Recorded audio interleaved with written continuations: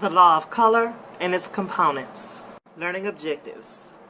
Students will be able to define the law of color, identify primary, secondary, and tertiary colors, identify complementary colors. The law of color states that all colors are created from three colors found in their pure state in nature.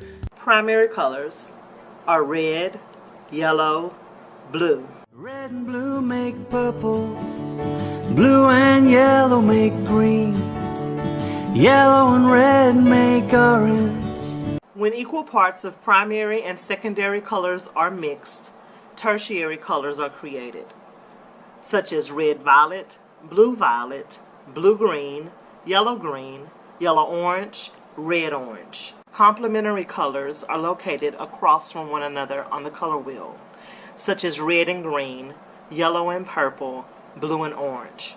When these colors are mixed, they neutralize one another. The color wheel is comprised of primary, secondary, and tertiary colors. To summarize, we have defined the law of color, identified primary, secondary, and tertiary colors, and identified complementary colors.